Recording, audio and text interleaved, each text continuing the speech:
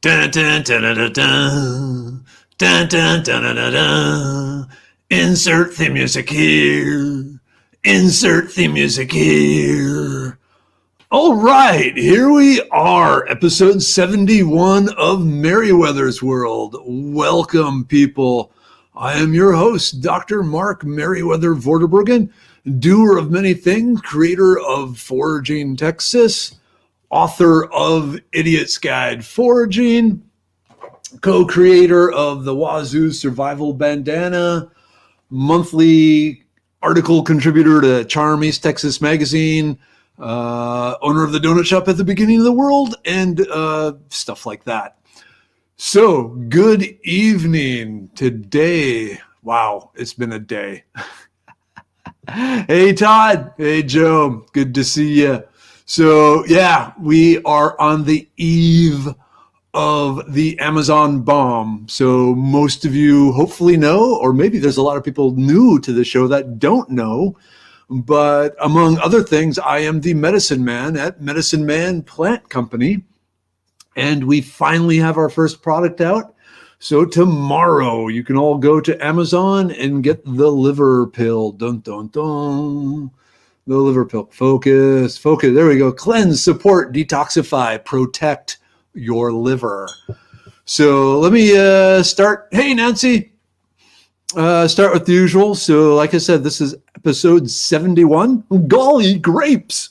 It seemed like a good topic. So, hey, Sophia. Hey, Brian. Oops. Come on.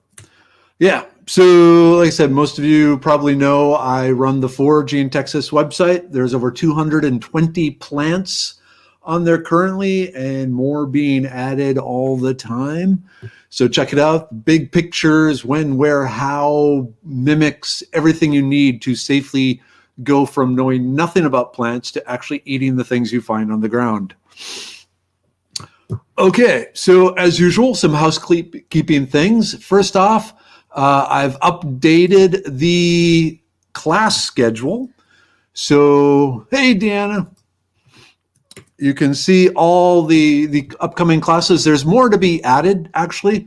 But if you go over to the Foraging Texas, the upcoming classes page, you will see a bunch of new classes, especially in the Austin area and the Dallas area. Houston is still kind of cautious. So at this point, like the Houston Arboretum and other places that I've taught, they're kind of going, maybe not quite yet. So we'll see what happens there.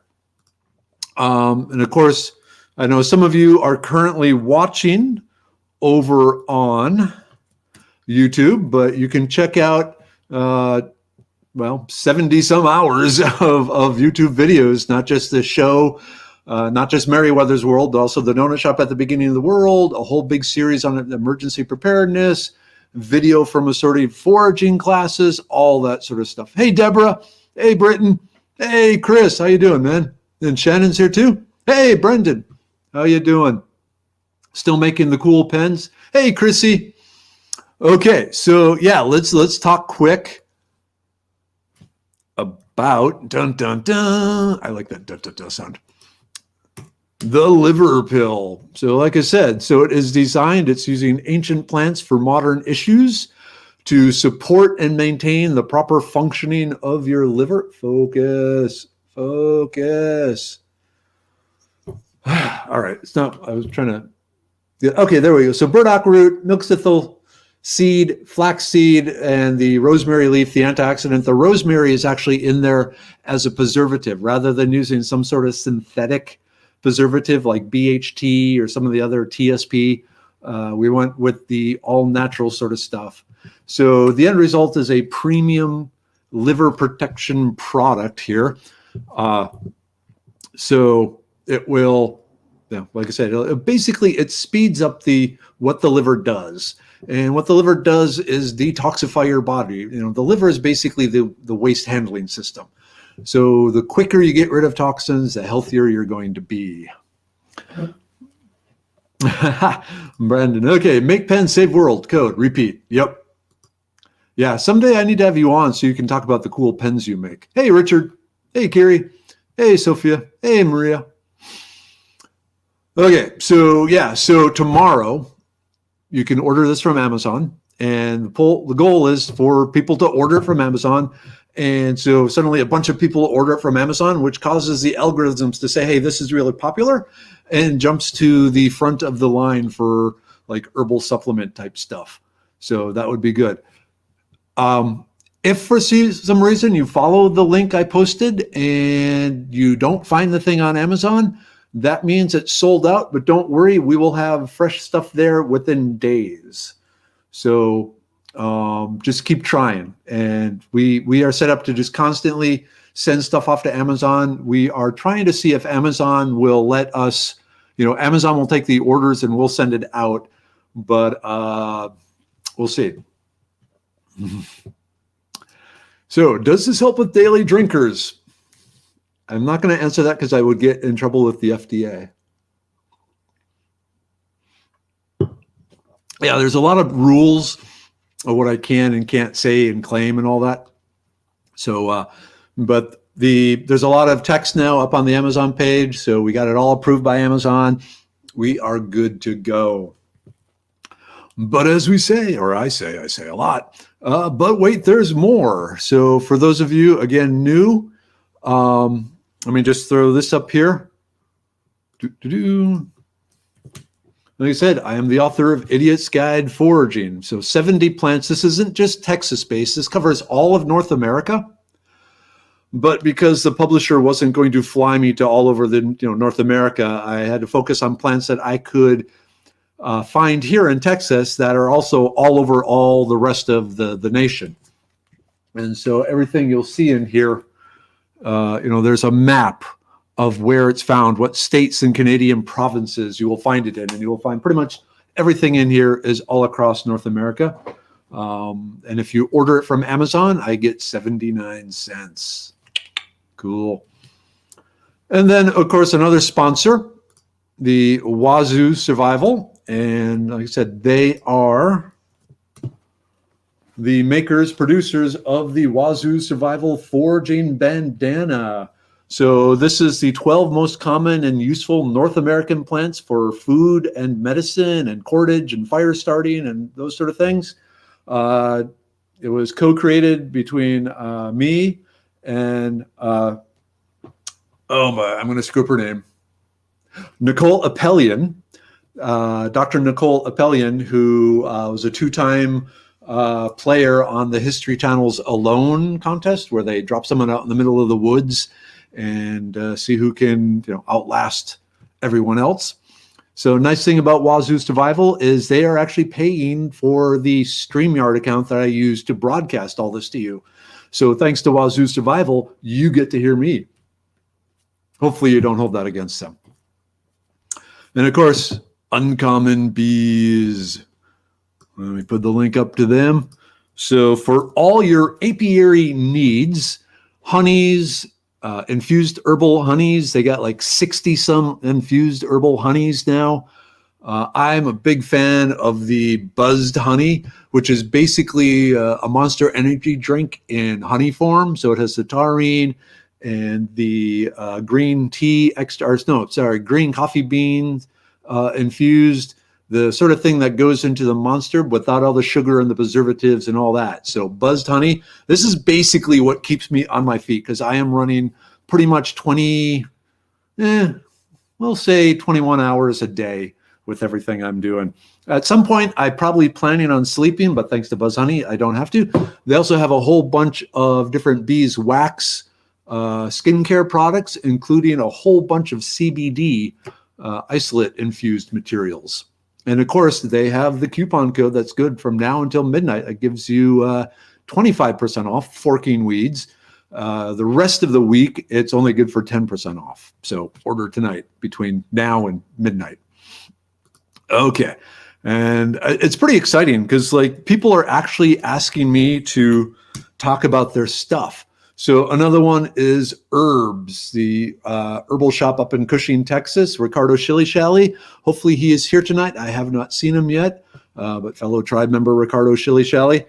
Great thing about his herb shop is he will talk to you on Zoom, do an interview and discuss the issues and figure out what would be the most appropriate stuff for you. And of course, the link is good there. And if you use the Forking Weeds, you get a 15% discount between now and midnight. And that should say Wednesday. I need to change that.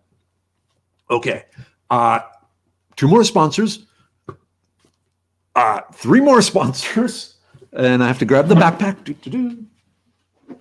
And like I said, these are the people that allow me to bring this information to you. So once we finish this, we'll go on to the grapes, all the really cool information about Texas grapes. So you're just going to have to sit through this. So the Campcraft Outdoors, you've heard me talk about this over and over and over. Like I said, I do not stay on trails. I go off the trail a lot. So, packs made of plastic and nylon get shredded. I need good canvas. And the Campcraft Outdoors stuff, this is made here in the USA, hand sewn, hand waxed, nice straps, everything very sturdy, nice size. This is enough for a weekend trip with food and water and everything for me. But then I'm kind of a caveman. But if you use the Foraging Texas coupon code there, you get 15% off. So good stuff. Sheds water like a duck. All right. And now for the really cool thing, and you're going to have to check back multiple times for this, but Fear and Dread. You've heard me talk about Fear and Dread, the store in Vidor, Texas, as where I get a lot of survival preparedness type stuff. And they sent me something. They sent me 2 of the individual patrol officer kits. These are the trauma kits with the tourniquets and the rubber gloves and the chest seal, or the heavy duty bandages and so forth. So if you come across a car accident, motorcycle accident, whatever, you can help take care of the issue.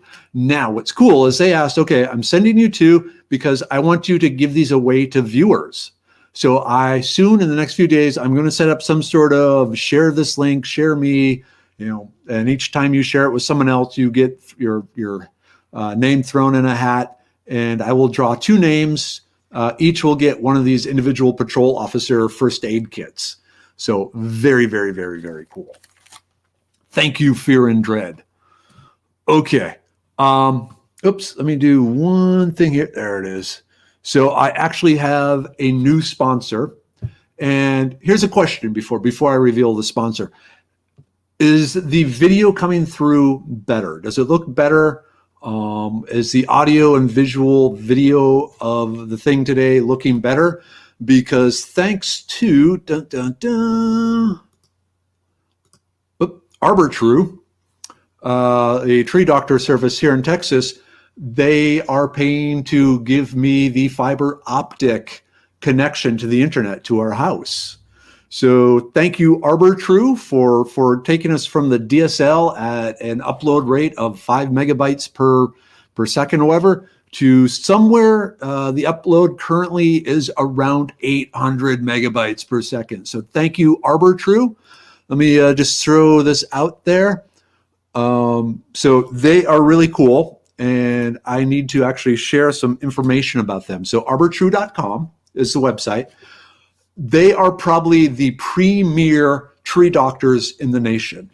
A number of certified arborists, but also they have the technology that is used by research laboratories, the PCR that can genetically analyze the infection of the tree and find out exactly what microbe or fungi is attacking the tree and very precisely fine tune the cure to save it rather than just chop it down. Okay, sure, sometimes they may, have to chop it down, but they're going to do everything to save the trees. If you have trees in difficult locations that you don't think, can stay there, they will come and assess it and figure out the best way of very carefully pruning it with, almost trained monkeys going up there and doing the job.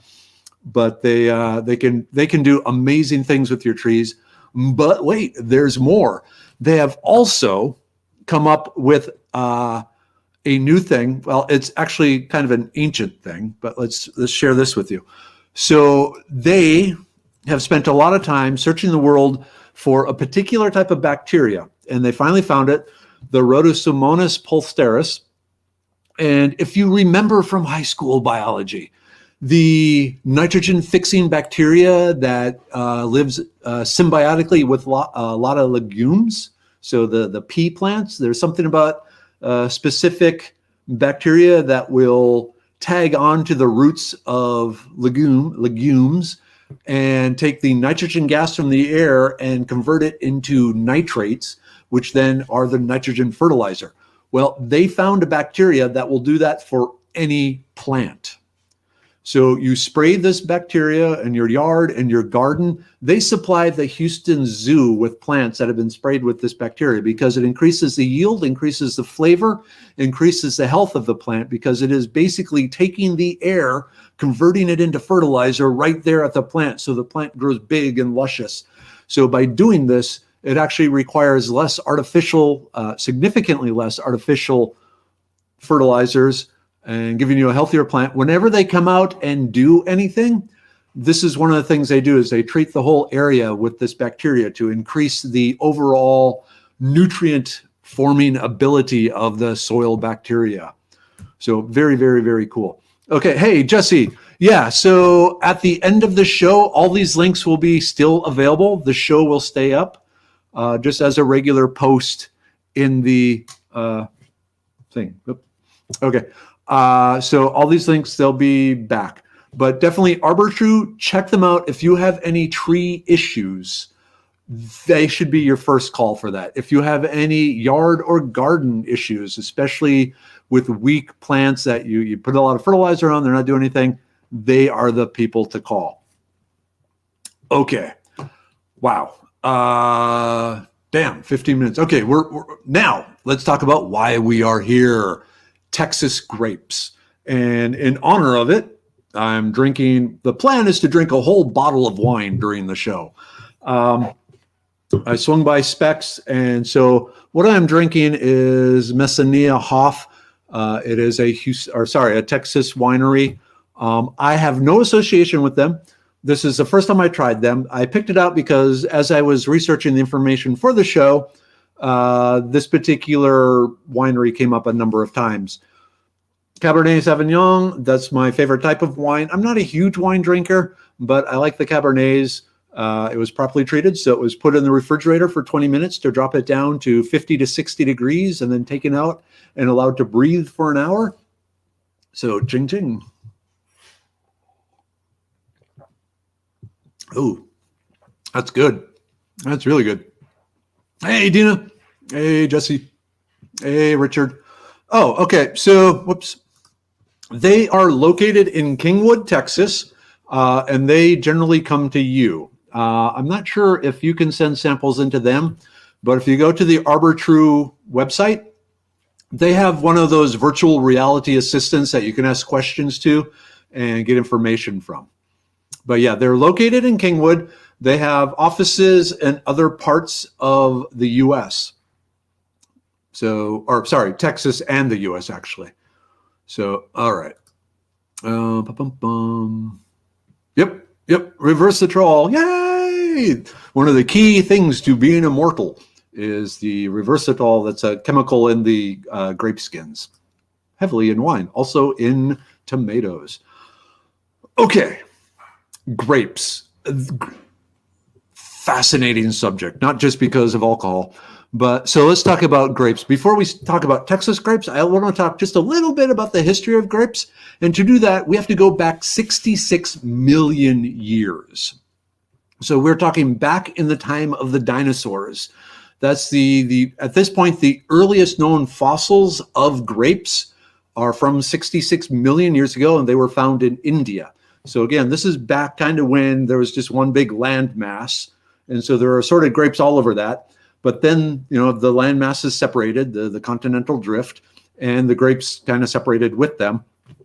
The end result is that worldwide, there's somewhere between 60 and 80 individual species of grapes. Now, you might wonder, why don't they know between 60 and 80? So part of the issue is grapes will hybridize. Some grape species can pollinate and form little babies with other grape species, and so it leads to a hybridization.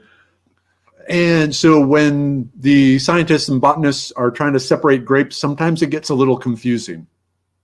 So depending on which botanist you ask, they may say anywhere from 60 to 80 different individual species of grapes. But then amongst those species, there's over 10,000 varieties. So where they take the species and through selective breeding or some other sort of breeding sort of thing, they've end up with a whole bunch of varieties. I always say, think of it as like a dog. You know, all the dogs are the same species, whether it's a Chihuahua or a Great Dane or a sheepdog or whatever. They're all the same species, but they've been bred to have different characteristics. That's what's gone on with grapes. So 10,000 varieties. So you start with 60 to 80 species, and through selective breeding, you branch them out into a whole bunch. Now, that being said, there are 13 species that make up 1/3 of all wine, making processes. So 13 species make up 1/3 of the wine, and then 33 of those 13 species into 33 varieties makes up 50% of commercial wine. So half the wine out there comes from about 33 varieties of grapes. And I think it's time for a drink. This is good. I should have hit them up and told them I was doing this tonight. Oh well. Okay. Do we got legs? Ooh, wine. So as far as winemaking, pretty much goes back to prehistoric times. The earliest scientific proof we have of winemaking goes back to 8,000 years ago in what is now the country of Georgia over in Eastern Europe. So not Georgia, south or northeast of us, but Georgia, over by the Ukraine, that part. So 8,000 years ago, they found clay pots that still had wine residue in them. So 8,000 years ago, but there's pretty much belief that the wine making is pretty much all over the world. Because one of the really cool things about grapes is pretty much all of them symbiotically grow wild yeast on their surface. If you've ever found some wild grapes or even some store-bought grapes and you looked at it and you touch it and you say, hey, there's this grayish powder on there that wipes off. That grayish powder is wild yeast, which means if you just mash up the grapes by themselves, the wild yeast will start eating the sugars in there and convert it into alcohol. Most wild yeasts will produce somewhere between 3 and 5% alcohol. At that point, the alcohol is too poisonous for the yeast and it ends up killing itself. I always think when people talk about humans are the only species that destroys its ecosystem and kills itself off, well, actually, yeast does that every time you're making wine or beer or anything like that, because it's taking the sugars in the plant, converting it to ethanol until it reaches a point where the ethanol concentration is so poisonous that it kills the yeast. So we're not any better than yeast, except at least yeast make alcohol. Hey, Brad. Hey, Margarita. Hey, Eric. Hey, Deborah. Hey, Sherry. Hey, Kathy. Hey, Sandra. Let's see. Who is Sherry? Oh, so I'm drinking, Messenia Hoff. Okay. So that's a brief introduction to grapes worldwide. Now let's talk about Texas grapes, because they really are the most fascinating grapes in the world. Let me explain.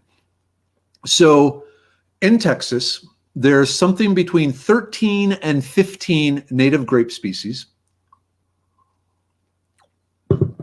and then one imported species. So basically, Texas has around 16 different grape varieties. Up to 15 of them are native, and one of them is in the imported. The imported one is the Vitis vinifera, so the traditional winemaking grape from Europe. The other 15 to 15, why is that unusual?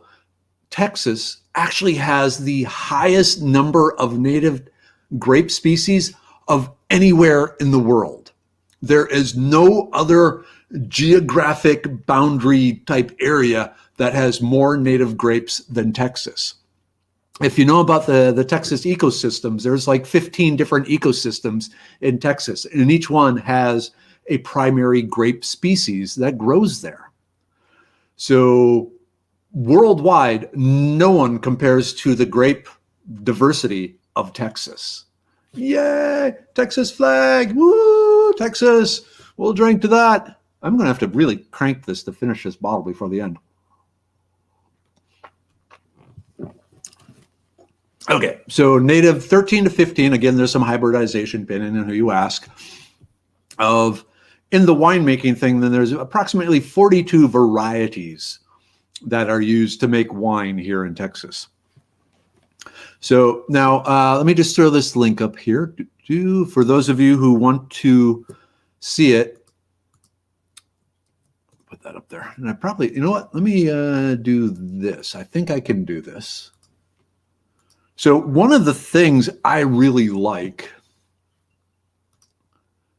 and there's one of the few things that the U.S. government does, only slightly better than half-assed, but they still do it. Come on, share screen. Why are you not allowing me to share screen? What's going on here? Here we go. Okay. Okay. Yes, allow. All right.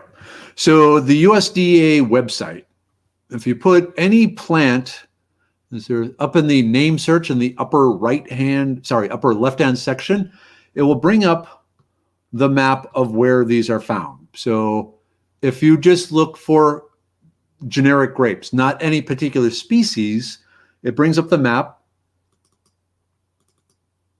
and you can zoom in on the map, double clicking. Okay. You can even go one more. And so you can see, so the brown things are different counties where these grapes have been found. So that's cool. But if you go up here to the subordinate taxa, so these are all the grapes in North America. There's not that many of them. Most of them are found in Texas. There's a few that aren't. And there is, what's there one? Yeah. There's one here that is only found in Texas. So that's pretty cool. Okay. I'll drink to that. So just a side note here.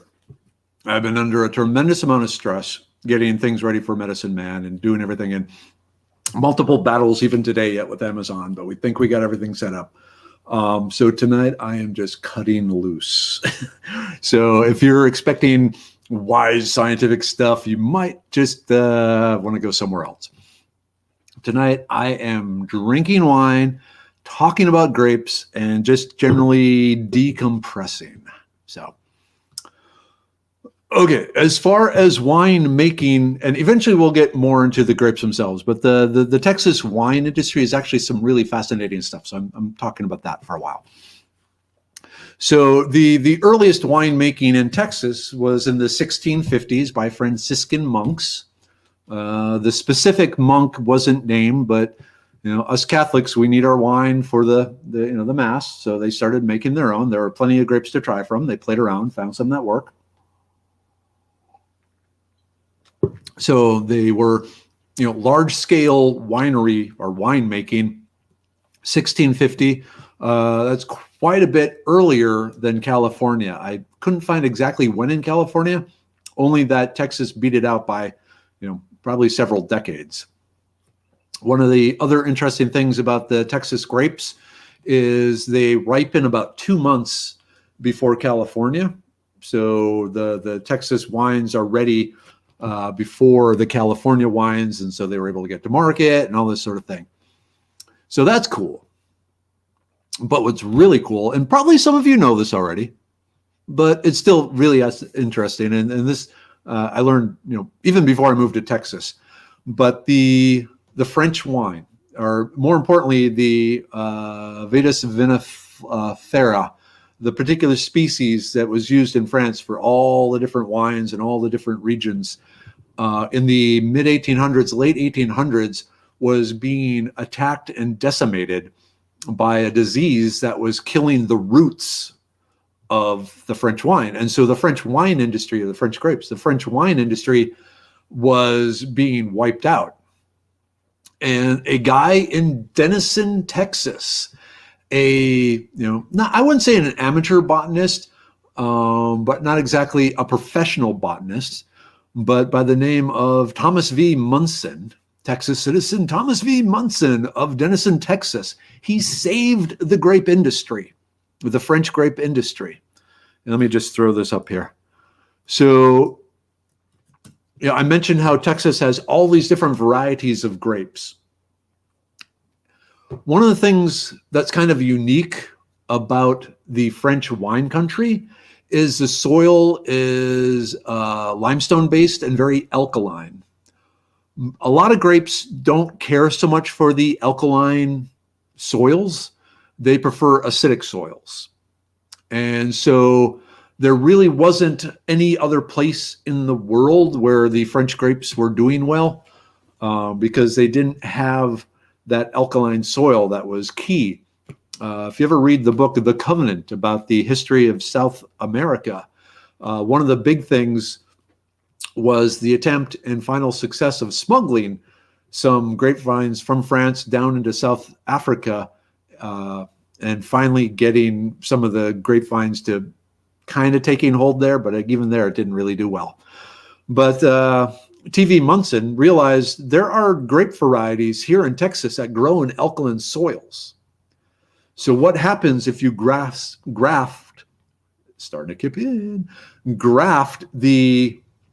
Vitis vinifera, the French grapevines, onto this Texas rootstock? Will it survive? Will it grow? Will it thrive? Well, the answer was yes. So there were actually 3 species of Texas grapes that actually worked. And through grafting the French grapes onto this, Texas saved the French wine industry. I'll drink to that. Well, I'll drink to just about anything right now. So Texas saved the Texas wine industry because Texas had some unique grapes that could actually handle and thrive in alkaline soil. And so it's just a matter of grafting the vines onto the roots, because it was only the roots that were attacked. So pretty cool.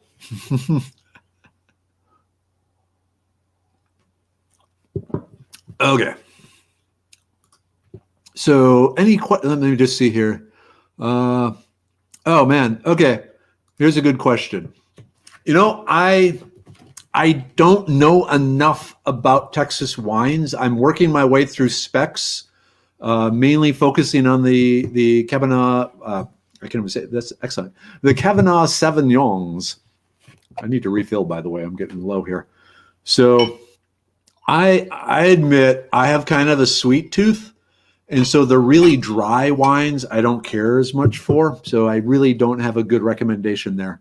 I got to tell you though, I'm a specs fan, and the people there really seem to understand their wine. Yep, Texas toast, way better than French toast.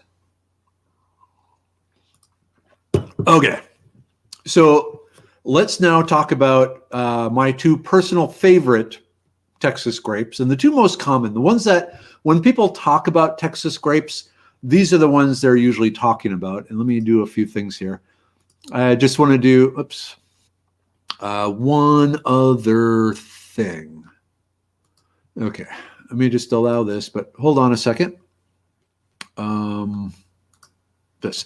Okay, so to put things in perspective, we talk about there are all these varieties of grapes. So this sign, there we go, is over at the Jesse H. Jones Park and Nature Center. So along 1960, in that park alone, they have 6 different types, 6 different species of grapes. And of those, the 3 that are the considered useful by humans for food or jelly or wine or what have you are the muscadine, the Mustang, and the frost grape. Excuse me. With the muscadine and the Mustang being the 2 best, and then the frost grape, it requires very specific weather conditions to really be considered a worthwhile grape of doing something with. Then the catbird grape and the gray bark grape and the summer grape, not really considered that useful for human. But the gray bark grape, is this showing up there? No, the cursor isn't showing up. But the Vitis cinnamera, that was one of the grapes that actually helped save the French wine industry. So one of the grapes that the TV Munson used. Lost video. Okay, cool. People are giving different texts in. So I've been wondering about Malbecs. I was looking at that, but I decided I'm going to go with the Cabernet Sauvignon. What was the only one in Texas? The only one in Texas, so it is actually a hybrid, but it is the Vitis Champini, Champinii. And it's what happens when a Mustang and the Rupetris crossbreed, but it forms a fertile species. So it's it's a fertile hybrid. So it's not like a donkey, where a donkey, is a cross between a horse and a mule. Or sorry, a mule is a cross between a horse and a donkey, but the mules are sterile. The Vitis Champini will actually produce seeds and continue to grow. Okay, so let's talk about Mustang grapes. And let me just put up the link here over to the Foraging Texas. And I'm talking about Mustang grapes first, because if you are making a Texas wine, grapevine, wild Texas wine, you probably want to go with a Mustang grape for a couple of reasons. One, they're all over the place. But 2, they are, oops, let me close this. The Mustang grape, it's a very, very acidic grape, especially the skins of the grape are loaded with some organic acids that if you start, peeling it, eating it raw, you end up getting chemical burns on your lips and your tongue and your throat and your fingers. So the Mustang grape, it's not a snack grape. It is a jelly, jam, wine, brandy sort of grape.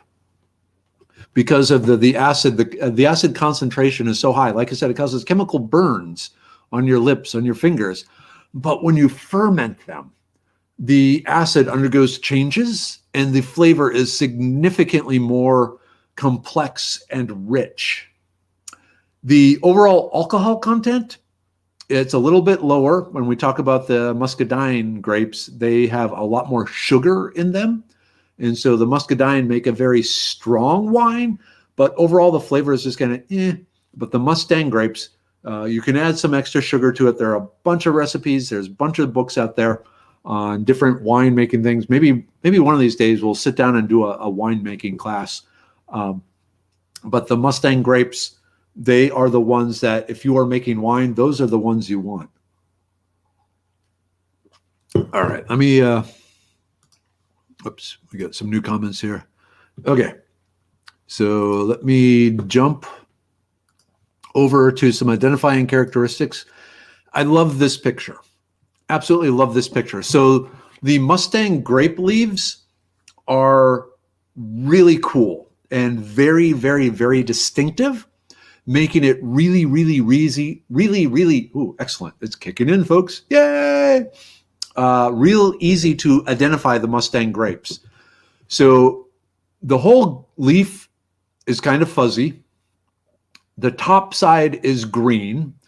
I guess the top side is going to be a dark green color, but you flip it over, the underside is going to be a gray, almost white color and exceptionally fuzzy. It feels like the nose of a horse. So very fuzzy gray underside. Very, very, very distinctive. None of the other grapes have the green top, gray underside. Wow, it's like, sorry, easily amused. I just noticed like the palm of my hand was really white and the back was kind of brown. But the other kind of thing that confuses people, if you look way over on the left, when the leaves are young on the Mustang grapes, they're very, very, very lobed. They have these deep lobes into it. So lobe, lobe, lobe, lobe, lobe. But as the leaves mature, these lobes fill in. And so a lot of times, like different foraging books and plant identification books, the picture of the leaf will be the one, the third from the left, right next to the white leaf. And they'll see the ones way over on the left and go, well, that's not what the Mustang leaf looks like. So don't let the other foraging books, do I have it in here? I don't know if I, hold on. It's been so long since I wrote this book, I don't remember everything that's in it.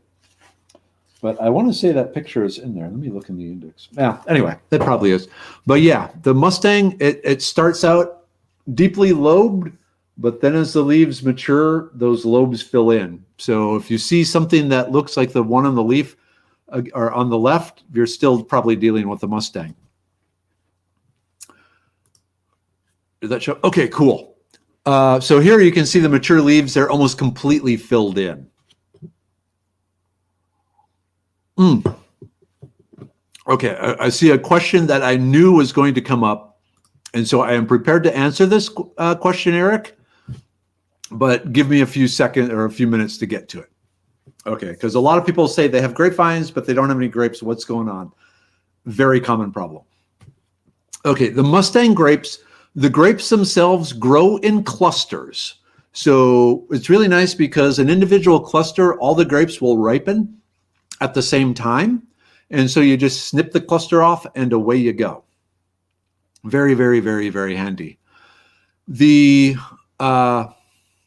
vines themselves, they prefer sunny open fields.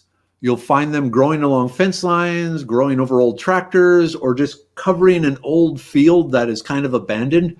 But they seem to really, really, really like sunlight, as opposed to the muscadines, which like understory sort of environments. So if you see a grapevine out in a field, out in the open sun, most likely it's going to be the Mustang.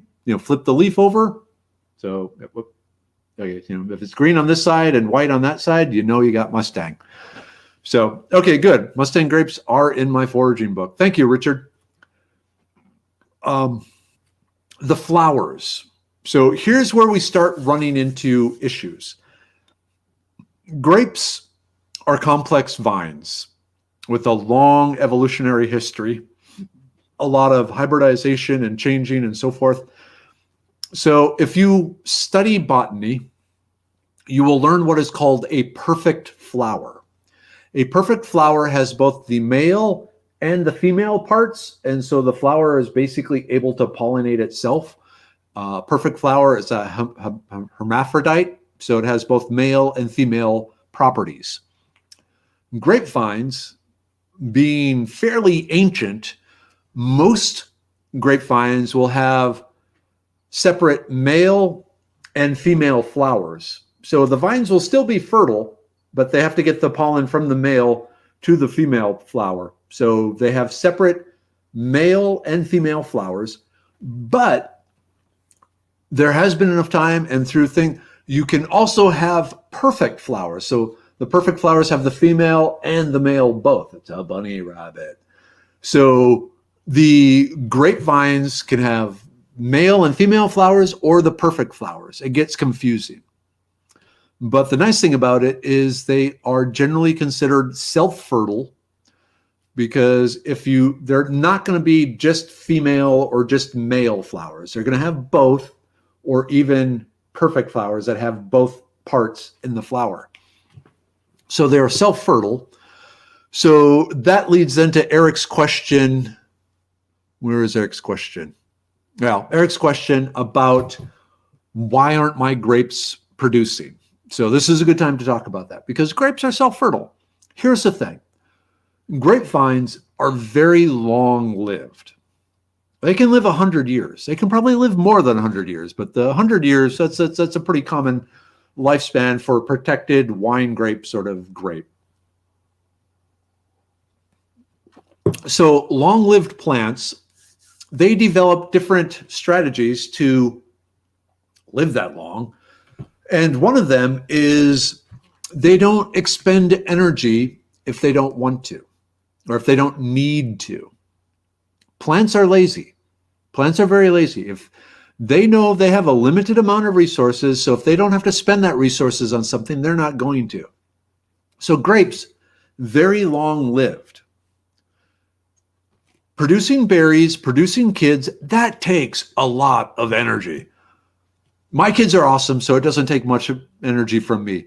But for grapes, making berries, for grapes, making the grapefruit, that actually takes energy. And so the plant, if it's sitting there and thinking, I'm good.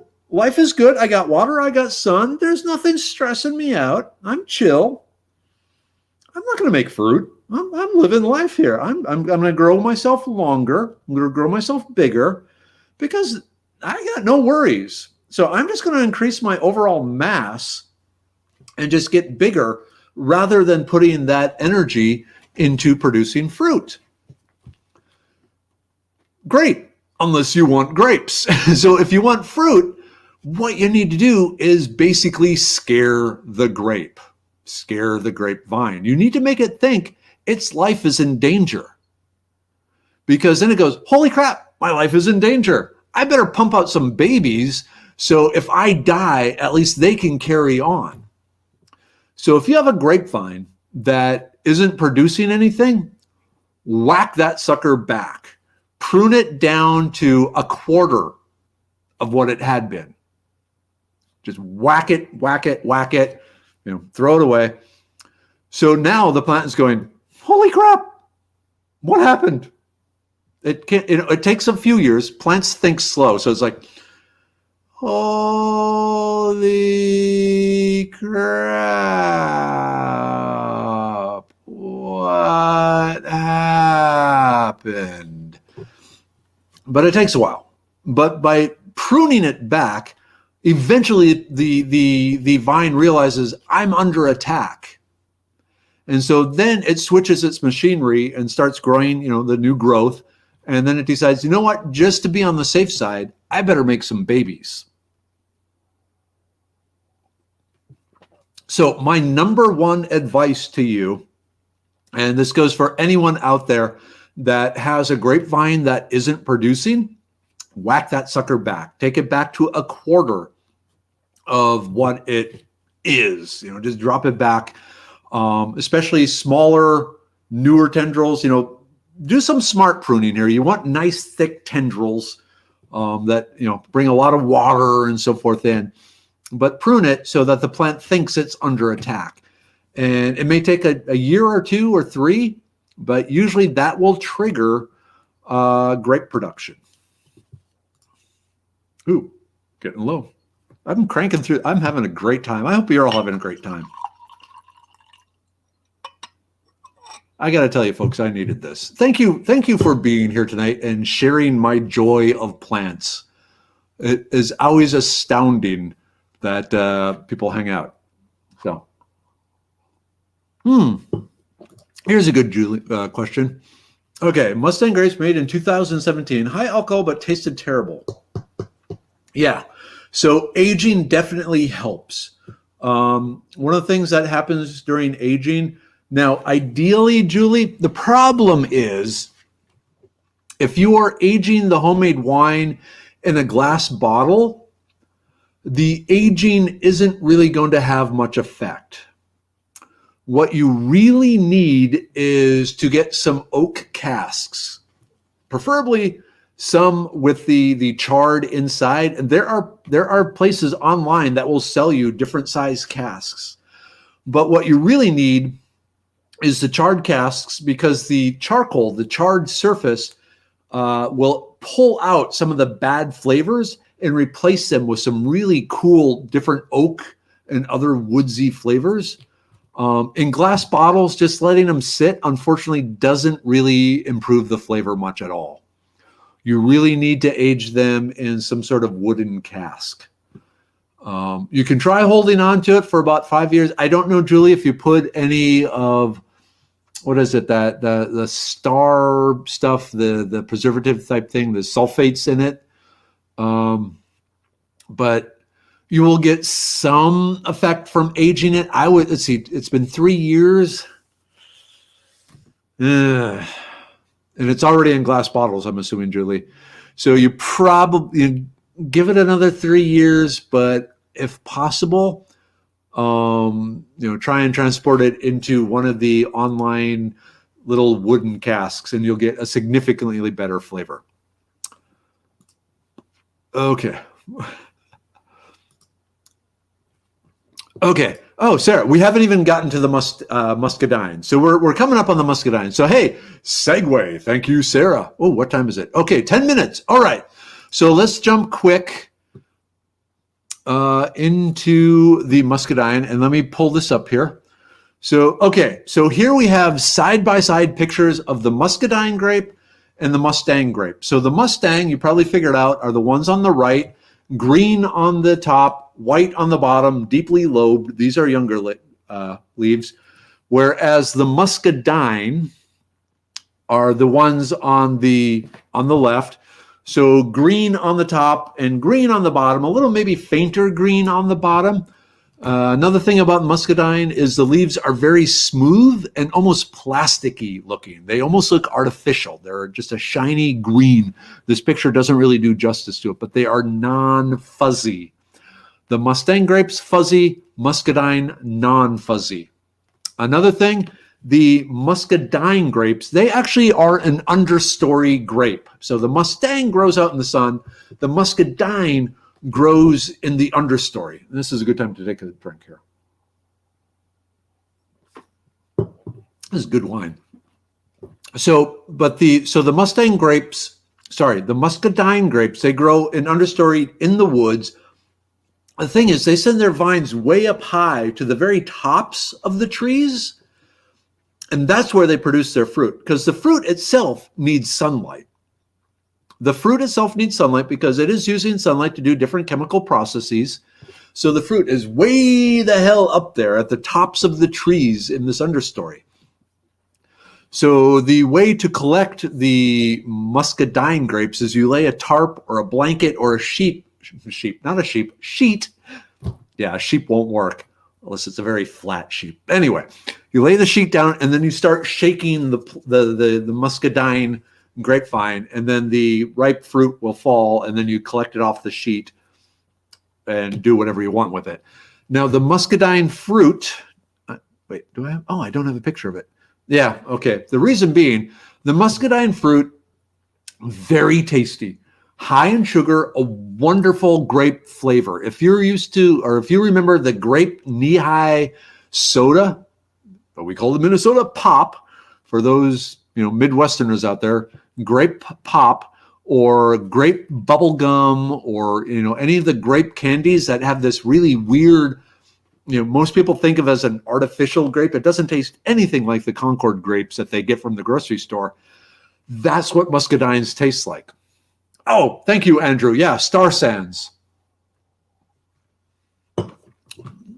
So, where to go? Yeah, Star Sands, that is the preservative, disinfectant sort of thing you use to treat the wine bottles and the wine itself. Okay, so muscadine, very sweet flavor, very tasty, low in acid. So these are the snacking grapes. These are the ones you can just eat and eat and eat and eat and eat, and they're delicious. Oh, important safety note. Do not plant muscadine or Mustang right up against your house, because the tendrils will go under the siding and break the siding off the house, which sucks and is really expensive to fix. Anyway. Okay, sideways. Yeah, so Elizabeth, yes, One of the really cool bushcraft tricks is you put a notch, and actually, and this works with the muscadine or Mustang, but usually the muscadine is in the woods, and you're in the woods, you need the water. You put a notch in it because muscadines need so much water for the leaves and the vine and everything that a lot of the year they will ooze water. I need to put that video up of me drinking from a muscadine vine. Yeah, okay, so muscadine. I mentioned shaking the vine and collecting the fruit that drops. Here's the thing about muscadine. The fruit is delicious, but it doesn't ripen all at the same time, and it does not grow in clusters. You'll have the vine, and you'll have a grape here. You'll have a single grape here. You'll have a single grape here. You might have like 2 grapes right here. But you have these randomly placed grapes along the vine, and they don't ripen at the same time. The muscadine grapes have up to a 2-month ripening period. So every day you got to go out and shake the vine again and get the latest fresh fruit, and then just throw it in your freezer until you're ready to make wine out of it. But don't make wine out of it because the wine really is just kind of meh. The muscadine wine, higher alcohol content because there's a higher sugar content. But the overall flavor is just kind of, it doesn't have the complexity of the Mustang. Now, what you can do is mix the muscadine and the Mustang grapes, if you have access to both, together to get a high alcohol content with really complex flavor. That's the best of both worlds. Okay, I have like 4 minutes to finish this bottle, so I need to crank this down here. I hope you are all enjoying this because I'm having a good time. Okay, so the muscadine grapes, great for eating, great for snacking, but kind of annoying to collect because you only get a few every day from an individual vine. You might get, like 2 dozen or so, which, 2 dozen grapes is still good, but, so be it. Ooh, Kelly. Okay, so if you want to grow muscadine vines, talk to your local county extension office, in particular the master gardeners, and they can fix you up with the specific variety of muscadine grape that grows best in your area. Let me do this quick. If I can, okay, so let me just do stop screen, share screen. Come on, you can do it. Okay. Allow. Okay, so we got the Mustang or muscadine. Let me jump forward. Oops. So remember on the Foraging Texas website, I have the USDA distribution maps for both Texas and North America. So really the muscadine are kind of an East Texas sort of vine. But because the flavor is so good, really absolutely delicious, that there has been a lot of work on hybridization and breeding and rootstock sort of thing. So there is a very good chance that the master gardeners in your county have developed a muscadine grape for your area.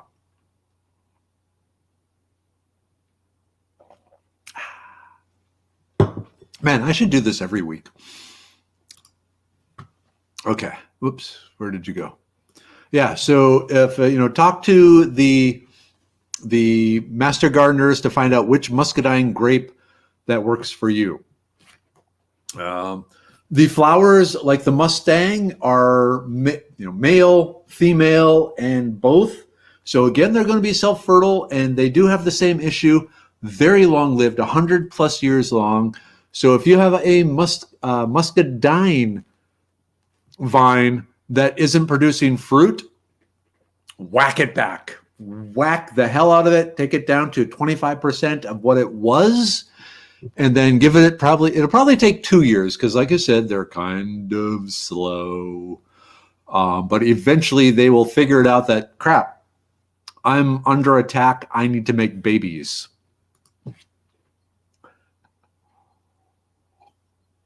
Okay, it seems like people want me to drink every week. I'm not opposed to that. Okay, I got that much. So I need to, let's just top off the.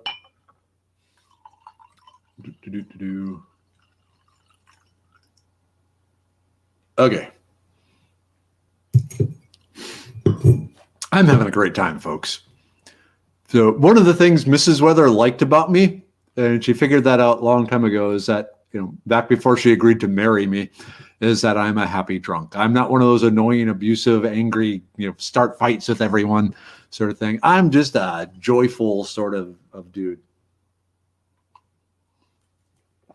Oh, hey, let's see. What's Griffin Smith saying? Okay, all right. I got to talk about Griffin for a second because Griffin is awesome. We used to work together, and he was my arch rival. And I mean that in a wonderful, loving sort of way. So Griffin, so at Baker Hughes, they used to have this thing called the Wildcat Challenge, where they wanted people to come up with the crazy ass ideas that might actually turn into some money-making thing for Baker Hughes. And believe it or not, I was usually right up there at the top each year with one of the primary crazy ass ideas, and then Griffin was right, and we were like, so he's like my soul partner there in a non-marriage sort of way. Okay, anyway, okay, so Vine, if possible, Griffin, you want it in a shady area. The muscadine transplants really, really, really easily. Like I said, after I saw my siding being torn off the side of my house by my muscadine, I cut it all down all the way back to the root itself, and then dug up the root. And in the process of angrily digging up the root, I beat the hell out of it, and I stuck it in another part of the yard, figuring, maybe it will live, maybe it won't, whatever. It's alive. It's growing great. But yeah, you want to keep the lower part, the vine, shaded from there, because that's kind of how the muscadine evolved. It doesn't like sun. It will spend most of its leaves going up there, most of the vine going up there, up into the trees. I have mine planted under a really, well, wow, man, like a 18-year-old oak tree that's been fertilized and growing really well.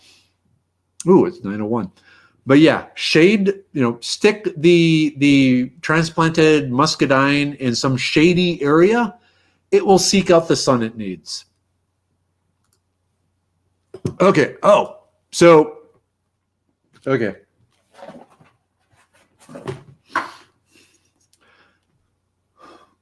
To celebrate the manufacturing of the liver pill, we celebrated. Okay, back up. No, I did not celebrate. My boss and his wife and some of the wife's friends celebrated by drinking 7 bottles of champagne and taking the liver pill. Anecdotal evidence. This is not scientific proof. This is not FDA approved. But 4 people drank 7 bottles of champagne with no hangovers the next morning. Okay.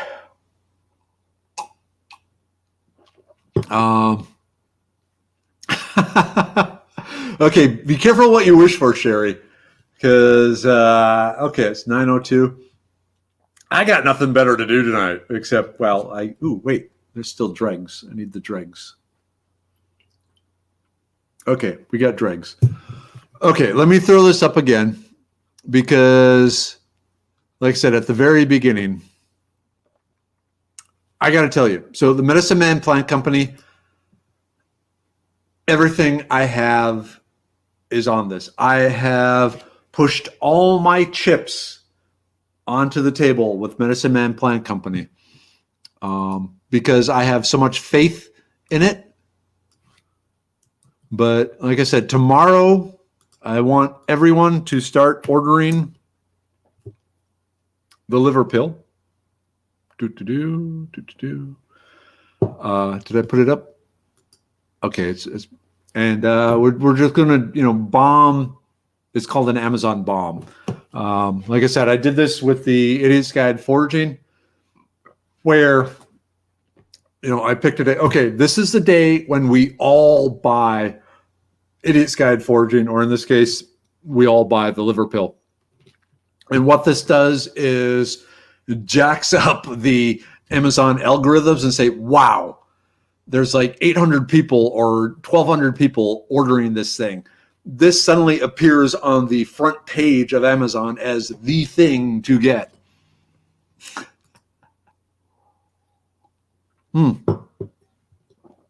Okay. So, Deanna, great question. I am going so over here, but so be it. Opossum grapes. So those are not a true grape species. They are, like, if there's their different genus and family and so forth. They're higher up. They're like an ancestral split off of the grapes, but all things considered, not good. Don't do anything with the opossum grapes.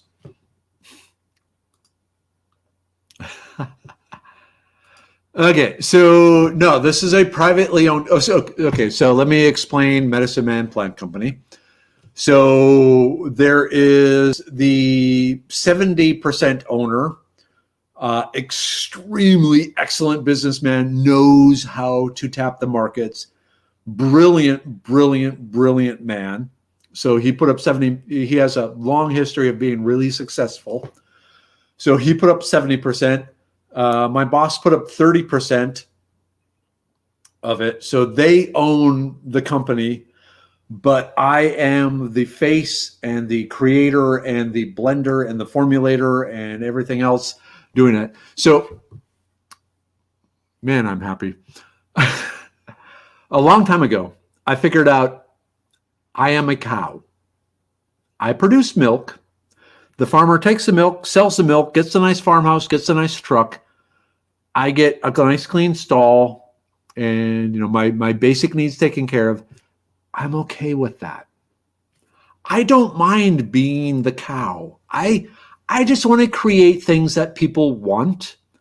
I don't want all the headaches of all the paperwork and all the stuff, all the business stuff. I don't know if Skiff is here tonight. Usually he tunes in. He takes care of all the business side of stuff that allows me to create and bring good stuff to you people. Because that's what I want to do. I want to create the stuff that makes your life better. I don't want to deal with the regulations and the paperwork and the insurance and all that sort of stuff. Now, I will deal with the procurement and making sure the materials that go into these pills are the absolute best possible ones out there, because that's what I want. But as far as I don't, whoa, almost spilled the wine. Irish sin. I don't want to deal with all the crap that you need to deal with to be a business person. I want to just make stuff, and I want to make the best damn stuff for you I can. So that's what I do. I was given a chance to be part of the ownership, and unfortunately I didn't have the money, and it would be cool. But, I'm the face of Medicine Man. My signature, I don't know if you can see it here. My signature is on the bottle. That's how much of faith, and, faith in this stuff I have. Everything I have is into this. And so this week, the liver pill. Next week, the brain pill, which is awesome. 2 weeks from that, the immune pill, which is critical for now. And then about a month after that, a month from now, 5 weeks from now, the blood pressure pill, and then the male libido pill. I'll tell you Mrs. Weather hated the testing I had to do with the male libido pill, but it works. Anyway, okay. Wow. Oh, I am going so over. Okay, so yeah, possum grapes, don't bother with possum grapes. Do not bother with possum grapes. Like I said, so you have the Vitus species, they're like up several generations back and over. Don't bother with possum grapes. Yeah. Whoops. Yeah. Yeah. Even in the oil industry. Yeah. That's what I figured out. I am a cow and I am quite happy. I want to just make the milk, let someone else deal with all the BS of the business. So there's that. Because that's what I want. I want to make your lives better. Wow. I'm having a great time. Okay. Okay. Good question. So, shelf life of the Medicine Man Plant Company stuff. This is interesting. So, there are multiple answers to this question, Gerardo. So, Amazon requires a shelf life. It's one of their requirements that you have to say, how long is this good for? So, by default, we pick 2 years. That being said, there's no reason it can't go 4 years or something like that. The particular components have been freeze dried, so they're dropped down by liquid nitrogen temperatures and then under a extreme vacuum that sucks all the moisture out, and then finally powdered and packed into the capsule. So like I said, this is the burdock root, the milk thistle extract. So with milk thistle, traditionally it was taken as a tea. So to match that, we do what's called a hot water extraction, making tea out of it. Taking the tea, it's I can't remember if it's a 4-to-1 or 10-to-1. I think it's a 10-to-1 extract. Freeze drying that, taking out the water, leaving everything else behind, and putting that in the pill. And then also the flaxseed, and the flaxseed is just ground up, and then the rosemary added. And the rosemary is an antioxidant. It's to protect, mainly to protect the flaxseed, to keep it from reacting with oxygen. I mean, we have the little silica gel pack in there and everything in the oxygen absorber. I'm getting drunk. Anyway, yeah, good stuff. Way better than it. I mean, I'm the cow talking. Hitchhiker's Guide to the Galaxy. If you remember that, the cow that talked about how good its steaks were and how willing it should be to be sacrificed and be eaten. That's kind of what I'm doing here. Okay. Wow. Okay. You know what? It's well past 9. We've been doing this for a long time. So this is the last of the wine.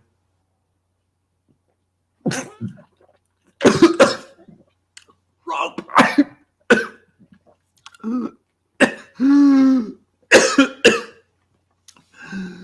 Choking. All right. At this point, like I said, wow. Wrong pipe. Bottle empty. At this point, it's time to sign off. Have a great night. Hope you learned something about I completely missed what's called the Texas, what is it called? One last thing here. American viticulture areas. So if you know, like Champagne, technically to be called Champagne, you have to come from the Champagne region of France.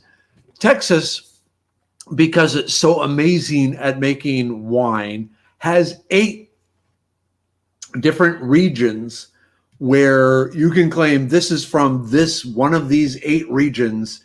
And to be claimed from that region, you need to have 85% of your grapes be grown.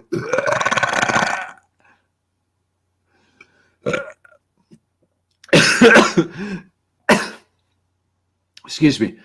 8 regions of that, but it's kind of a marketing thing that you're from the hill country or you're from West Texas or East Texas, but they have 8 certified geographic regions that have pedigreed grapes that only grow in that area. The variety only grows in that area. And so the wine only comes from that area.